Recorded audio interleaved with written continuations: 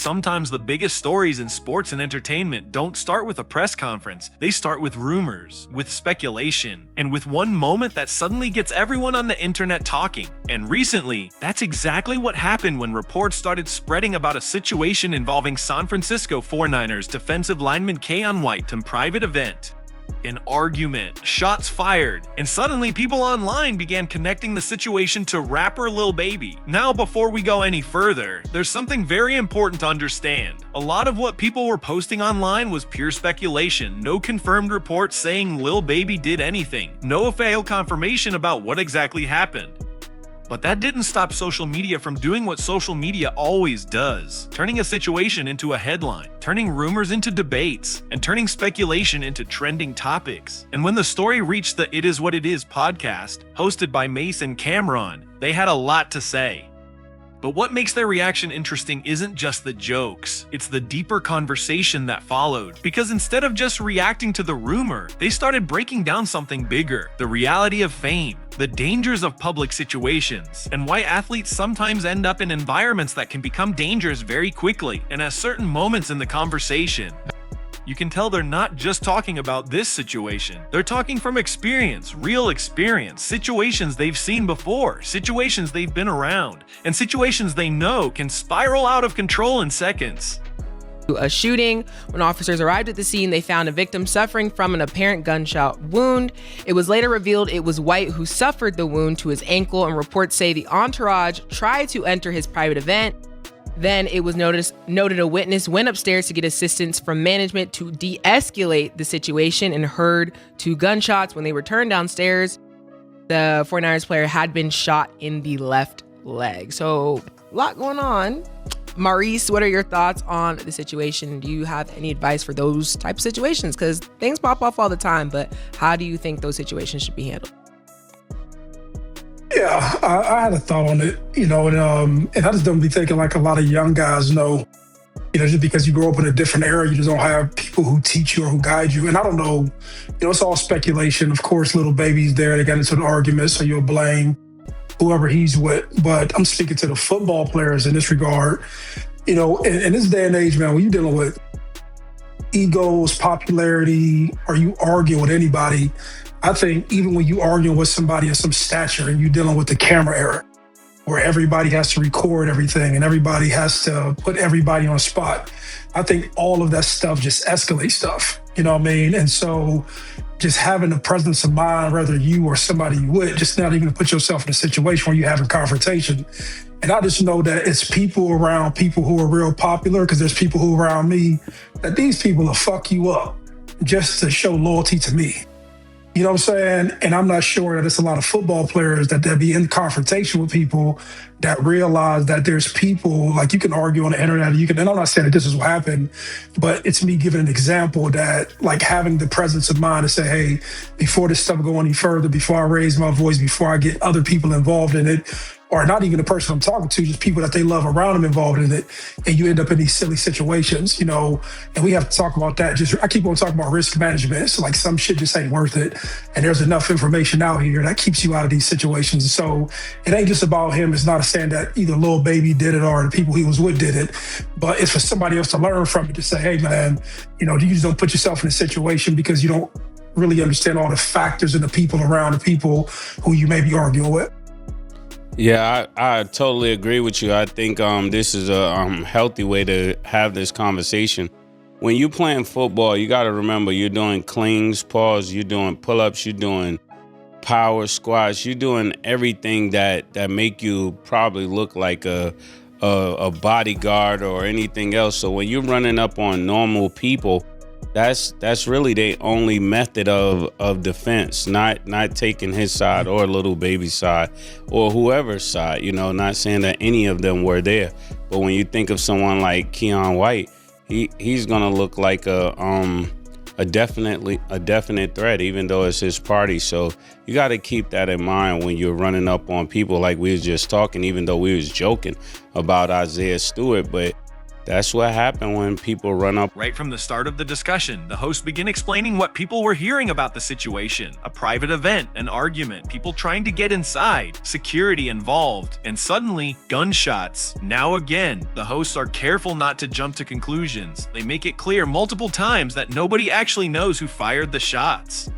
And that's something that gets lost very quickly once social media gets involved, because the internet loves attaching names to situations. But according to Mase, the bigger issue isn't even who did what, it's the situation itself. Because when you're famous, when you're an athlete, when people recognize you everywhere you go, the environment around you changes, and sometimes that environment can become unpredictable, especially when ego enters the picture. And according to Mase, ego plays a massive role in situations like this, because when two people with status start arguing, it's rarely just those two people involved. There's always an audience, friends, entourages, people trying to prove loyalty, people trying to defend someone's reputation, and that's when small disagreements can suddenly turn into something much bigger. I don't got time for all that, man. I've been shot once. I don't got time to get shot. I don't got nothing to say about none of it. But outside of this situation, I have nothing to say about Keion or Lil Baby. Lil Baby's cool. That's my man. I don't know Keion. So let's move. Keion White. Keion. I don't know him, but get better. Let's move them out the way. Mase is right. Yo, bro, niggas be like, yo, when I see niggas, y'all niggas is in the gym every day doing all type of exercise and everything else. Lil Baby, probably, I don't know, I haven't seen him, I seen him in person once, maybe like 170, yeah, 160, a little shorter than me, maybe 5'9". Man, listen, bro, he's not fighting a football player. And Lil Baby, I don't know him that well, just from his personality, he don't look like he gonna let you try and play him neither. So what's next? What's next? What's next? Yeah. Move the option B, man. This option A is not gonna happen. Yeah. And when you think about that, like Mo said, when it's a camera era, this is to anybody. If the camera's on, you almost gotta turn up, because the camera's on. We just saw that online, Let's get it shaking, The camera's out. Something's supposed to happen. The camera's out. But then the conversation takes an interesting turn, because Camron points out something that might actually be one of the biggest reasons situations escalate today: the camera era. Think about it. 20 years ago, if two people argued at a party, maybe a few people saw it. Maybe a couple people talked about it the next day. But today, everyone has a phone, everyone is recording, everyone is waiting for something to happen so they can post it online. And when people know they're being filmed, they behave differently. Suddenly, the argument isn't just about the moment, it's about reputation. It's about how the moment will look later. And sometimes, that pressure pushes people to act more aggressively than they normally would, because nobody wants to look weak on camera. Nobody wants to look like they back down. And that's when things escalate. Not because the situation was serious, but because the moment became a performance. And you're putting it back against the wall because you're an athlete. Mase, look, I really have to say, Mase kind of broke it down perfectly, because he looks like a threat. I didn't even Google a picture of Keion. I'm just saying the average athlete. Well, I was online. Yeah, defensive line. Yeah, it was a boxer the other day, right? I don't want to see a picture of him. I'm cool. I was a boxer online, right, the other day, right? And, niggas diss me all the time, murder, this, that, and the third, so I don't be giving a fuck. But he said some slick shit, and he was like, and me and him, I'm not even going to bring his name, but we resolved this instead. It's actually since Sin resolved it. But the other day, he was like, yo, I guess he didn't like my take on the Shakur fight. That's what happened, yeah. Mm-hmm. He's mad like, Cam shouldn't talk about boxing because him and Murder, now they like Shakur, they didn't like him this. And I'm like, bro, we here to just talk about what we see. If you look good, we talk good. Right. If you look bad, we talk bad. And that's kind of what I related. Yeah. And so he was like, yo, man, y'all niggas on niggas dick. And I'm like, whoa. What's all that Who about? said that? The nigga I'm talking about. Yeah, he rolled up. And I'm like, yo, you need to watch all that. He's like, yo, stop playing with me. I'll beat you up. This is what he texted me. So I looked, I'm like, he live in the Bronx. I said, where you gonna live? You're not going back to the Bronx. And then Sin got involved and everything else. But that's what I'm saying. Like the point is, yeah, you're right. I was 49. I'm not gonna box a boxer who boxes every day for a living. But I'm not gonna let you talk to me crazy and do something to me. A lot of times, and I'm not talking about Mase, myself or Mase. If you see a lot of people walk around like my man, and I'm not saying he'll do anything. I give an example, my man DC, right? He be dolo a lot of times. Shout out to man DC, that's my name. Because he knows if you do something to him, where it's going. That's what I'm saying. Like, I be like, yo, man, you good? He be like, nah. He goes, man, got the light. He's like, nah, killer, I'm good. And I seen him running the altercations by himself. And the consequences, they be dire. Yeah, they're dire. That's what I tell niggas. You think I'm by myself. It's going straight to heavy metal. That's exactly where it's going. So, you rock and roll all you want. Yeah, man. Shout out to my man DC. But man. I changed since then. Me and Mo, we got sponsors, killer, you know? Yeah. Another point the hosts bring up is something that doesn't always get discussed publicly: the difference between athletes and entertainers when it comes to conflict. Now, this isn't about toughness, and it's not about who's stronger, it's about background. Many professional athletes grow up in structured environments, training camps, team discipline, coaches, rules, schedules. Their entire life is built around performance. But some people in the entertainment world come from environments where conflict was part of everyday life, where survival meant learning how to deal with situations quickly. And when those two worlds meet, misunderstandings can happen, because not everyone handles confrontation the same way. An athlete might think they're just arguing. Someone else might see that same situation as something that requires a completely different response. And that's when the people around the situation can make everything worse. Because sometimes the person you're arguing with isn't the real danger, it's the people standing behind them. For all of us in the room, what age and what amount of millions do you get that you gotta call the police? What age do you get to at that age? Because I think I'm making enough millions. I might be ready to call the cops on niggas. You pay taxes. Yeah. That's my gang. My gang is the police. Yeah, listen, you pay tax dollars. If I'm in trouble, I'll use the firearm, but I make enough to call the police now, Cam. Listen, I'm not knocking it. The thing about it is, right, this is one thing. You say you'll call the police, right? Mm-hmm. You're not in the room making deals with them. Niggas is out here making deals with niggas.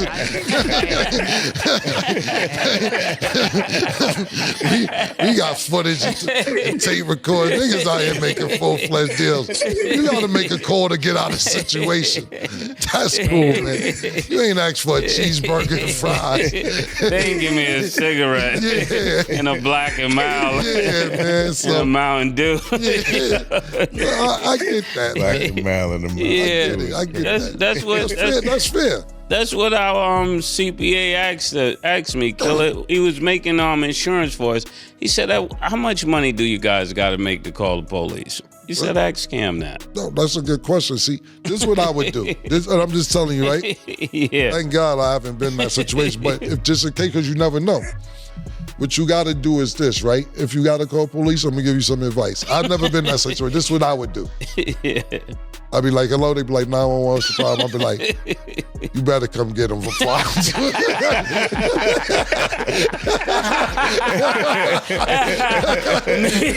Niggas still sound tough on 911. You better come get these niggas right now. They gonna put your shit out there. Before I do something crazy to these niggas. Before I do something crazy to these niggas, you better come get them. Oh, man. So, You know, that's some advice if need be. Hopefully it won't come to that. Not going It won't. Yeah. It won't. Yeah. It won't come to that. Yeah. But that's, hey, y'all, straight up. Oh, man.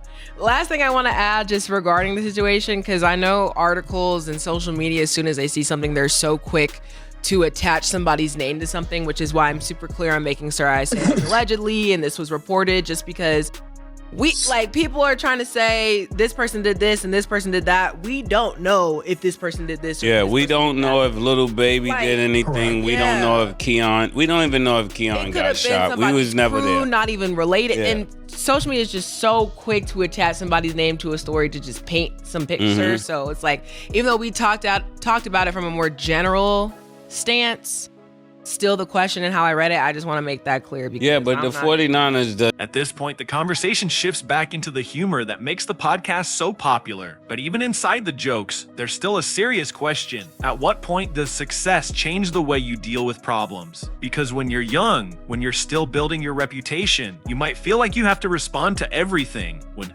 every insult, every challenge, every confrontation. But when you reach a certain level of success, things start looking different, because suddenly you're not just protecting your pride, you're protecting your career, your family, your future. And that's why many celebrities eventually change how they move in public. They start hiring security and they start hosting private events instead of public parties. They start controlling their environment, not because they're scared, but because they understand risk. And another thing from somebody who's been shot, it's better on breaking a bone. If you get nerve damage, it probably never be the same. I can't feel my pinky on my right hand, and to this day, I got shot. It'll be 20 years ago this year. So, and I still can't feel my pinky and my ring finger on my right hand because I have nerve damage. Zeke is in the building today. It started raining. He been shot up on his stomach. He like, damn, my whole day is fucked up. So, because of the weather. So sometimes, that's why I'm like, when you're an athlete, you got to take your career into more consideration and say, man, I'm staying the fuck away from that. It's hard when you're younger, I understand that, but getting shot is not always a recovery thing. Yeah.